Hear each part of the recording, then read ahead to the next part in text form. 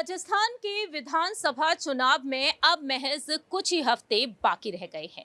25 नवंबर के दिन राजस्थान में मतदान की प्रक्रिया होगी और 3 दिसंबर को नतीजे सामने आएंगे।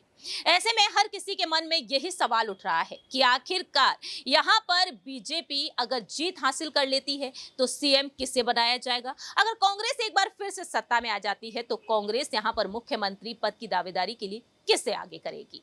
और ऐसे में देखा जाए तो कांग्रेस खेमे से मुख्यमंत्री अशोक गहलोत के साथ पूर्व डिप्टी सीएम सचिन पायलट और बीजेपी खेमे से पूर्व मुख्यमंत्री वसुंधरा राजे के साथ साथ बीजेपी सांसद दिया कुमारी चर्चा का विषय बन चुकी है।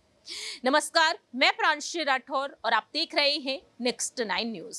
दरअसल आपको बता दें कि वसुंधरा राजे को लेकर बार बार यही अटकलें तेज हुई कि कहीं ना कहीं पार्टी हाईकमान से वह नाराज है।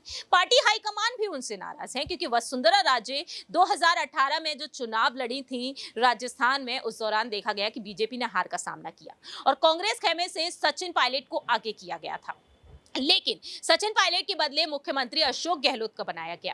अब देखा जाए तो वसुंधरा राजे को लेकर बार बार हर किसी के मन में सवाल उठ रहे हैं और इसी बीच वसुंधरा राजे जो जनसभा को संबोधित करती हुई नजर आ रही हैं। चुनावी प्रचार में भारतीय जनता पार्टी से लेकर कांग्रेस पार्टी लगातार जुटी हुई है और इसी बीच मन से वह साफ तौर पर कहती हुई नजर आई है कि अब मैं रिटायर हो सकती हूँ। तो आखिरकार सीएम फेस के तौर पर किसे देखा जाएगा। दरअसल आपको बता दें कि हाल ही में राजस्थान की पूर्व मुख्यमंत्री वसुंधरा राजे ने झालावाड़ में एक जनसभा को संबोधित किया और इस जनसभा में अपने सांसद पुत्र दुष्यंत सिंह के भाषण और उस पर जनता के रिस्पांस की तारीफ की।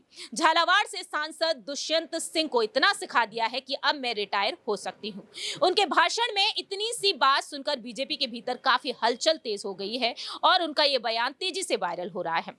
दरअसल वसुंधरा राजे ने नामांकन दाखिल करने के दौरान साफ तौर पर कहा कि मैं रिटायर होने वाली नहीं हूं, सेवा का कर्म जारी रहेगा। मैंने सांसद दुष्यंत सिंह की राजनीतिक परिपक्वता से खुश होकर मां के नाते कहा कि वे झालावाड़ 12 में अच्छा काम कर रहे हैं और ऐसे में देखा गया कि इस सवाल से सियासी सरगर्मियां तेज हो चुकी हैं। अब यहां पर सवाल ये उठ रहे हैं कि अगर वसुंधरा राजे मुख्यमंत्री पद का चेहरा नहीं होती हैं तो फिर कौन होगा।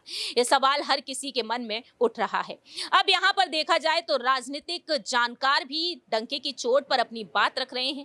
आखिरकार मुख्यमंत्री इस बार कौन बनेगा राजस्थान में, ये देखना काफी ज्यादा अहम होगा क्योंकि मुख्यमंत्री पद को लेकर ना सिर्फ दिया कुमारी चर्चा का विषय बनी हुई है बल्कि देखा जाए तो यहां पर गजेंद्र सिंह शेखावत भी है। आखिरकार राजस्थान में चुनावी विसात जिस तरीके से बिछाई जा रही है, यहां पर कौन कामयाब होगा। कांग्रेस अगर जीत हासिल करती है तो यहां पर बार बार अशोक गहलोत का नाम सामने आता है, दूसरी ही तरफ सचिन पायलट का भी, लेकिन यहाँ पर दिया कुमारी भी हैं जो बखूबी जिम्मेदारियों को संभालती हुई नजर आ रही हैं।